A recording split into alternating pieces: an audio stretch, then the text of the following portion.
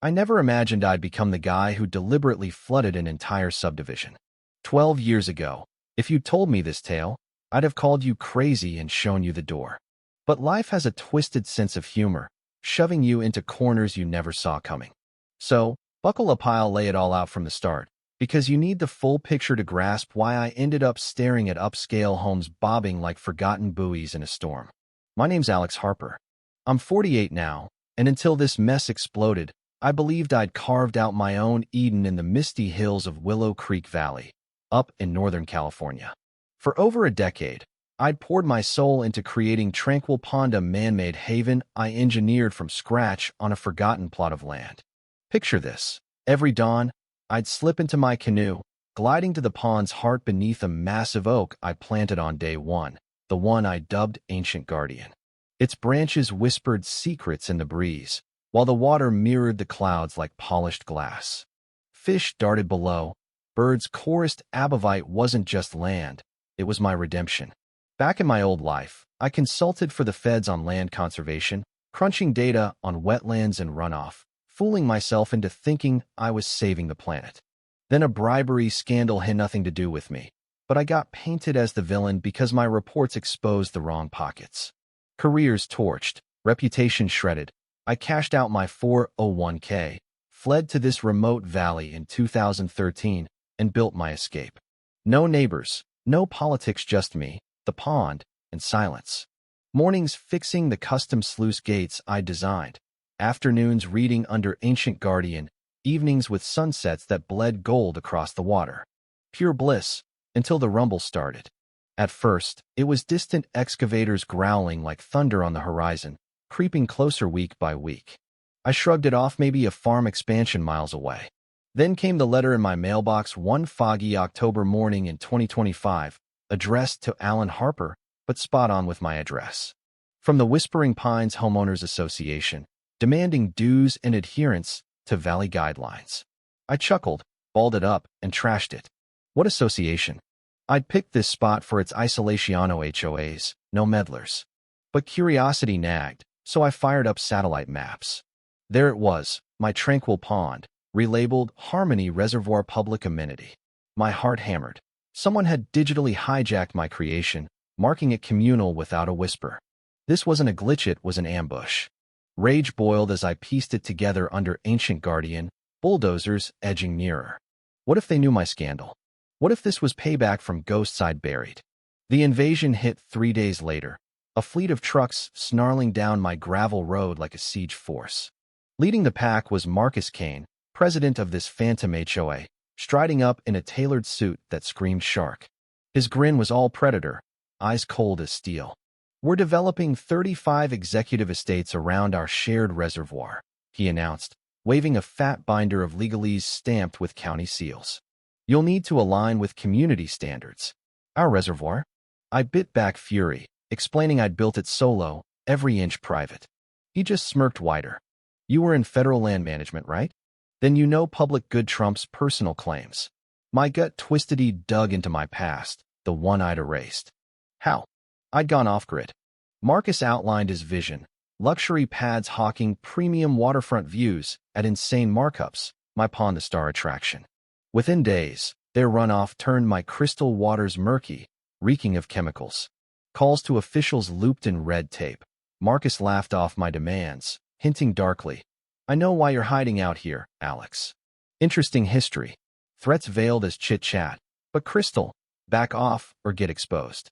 Signs sprouted like weeds. Future public access Harmony Reservoir. It hit Medhis was surgical, exploiting my isolation. I should have lawyered up like a sane man, but trust in systems died with my old job. Instead, I rang Elena Vargasmi, ally from the Fed days, now a powerhouse attorney devouring corporate vultures. She raced over, poring over Marcus's docs like a detective. This isn't petty HOA nonsense, she muttered. He's twisting a 1980s watershed act meant for protection into a land grab tool. Your pond's on old marshland. He's alleging you misused insider knowledge to privatize public resources. Genius, evil demanded I dismantle my gates for natural flow. All while his pals in County Hall stonewalled her probes. Digging deeper, my old contacts revealed Marcus's ties to Summit Estates Corporation, a behemoth turning wilds into elite enclaves. They'd been snapping up valley parcels for years. My pawn blocked their mega-resort dreams. This was number 35 Homestead was phase one of a $600 million playground for the ultra-rich. Marcus escalated with the Whispering Pines Harvest Festivala splashy bash on my turf to cement community ownership. Time for a brewing nor'easter. He didn't know I obsessed over forecasts, calculating inflows like a mad scientist. What gutted me most? The families pouring in, blind to the scam. Kids splashing in my pond, dubbing me Pond Man, with innocent waves. Parents picnicking on my banks, praising my upkeep. A 9-year-old boy nearly drowned when Marcus's diverted sludge created riptides. I hauled him out, soaked and shaking, only for Marcus to spin it as proof my setup was hazardous, needing professional oversight. HOA edicts flooded in, rules for my own land. A public pier bolted to my shore. Joggers, dogs, influencers, me sanctuary became a zoo. Fury peaked. I prepped with icy precision. Warnings posted subtly, gates tested, regs reviewed.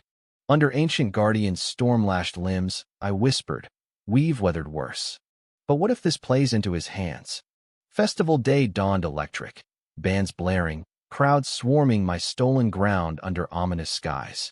Marcus preened on stage. Our reservoir unites us against selfish holdouts. Warnings blared, but he amped the volume. From my cabin, I watched Elena's update fresh. Marcus faced fraud suits elsewhere. Tempted to halt, but his TV boast community triumphs sealed it. Rain hammered as I triggered the emergency vents legal, per his own mandates. Water rose slow at first, lapping tents. Marcus joked it off. Then chaos. Vehicles drifting, screams piercing thunder. My phone buzzed Marcus, voice cracking. Seal those gates. Name your price. Calmly, I replied. But per your orders, this is natural drainage for our shared resource. Can't violate HOA policy, can I? His silence? Gold. No fatalities mean math, ensured escape time. Just ruin, poetic and precise. Dawn revealed wreckage. Home swamped, $60 million in claims. Marcus pivoted fast, cameras catching his feigned grief. Harper's sabotage arrest the maniac. Cops grilled me for hours. Mobs chanted outside. Doubt crept, was I the monster? Then salvation. A kid's live stream captured Marcus's plea, viral in minutes. Elena ambushed his interview with dossiers footage of his pollution dumps, bribes to officials, emails plotting my ouster. His facade shattered live, sweat beading as his begs replayed. But the knockout? A mud-caked flash drive I fished from the debris. Marcus's blueprint for Summit's empire. Not just my pond. The flood was his scheme, engineered for insurance payouts, forcing cheap buyouts for a golf spa monstrosity worth $600 million. My revenge had unwittingly derailed it, exposing the fraud. Feds swarmed. Marcus got 18 years for conspiracy, racketeering, the works. Summit imploded under fines. Families rebuilt, turning to Minute as foe, but savior. Mrs. Clara Bennett nailed it. You saw the snake we missed. I helped craft real defenses, open the pond fairly. Tranquil pond sign reads, where harmony flows shared. From recluse to reluctant hero, I learned justice scars the wielder too. But standing firm? It birthed something enduring. Was Alex right to unleash that flood, turning the tables on a crook, or did he cross into vigilante madness, endangering innocence? Could you forgive becoming the villain to expose a bigger one? Drop your hottest takes below. Did greed deserve that watery grave, or was it overkill? If this gripped you, smash like, comment your verdict, and subscribe for more real-life twists that make you question everything.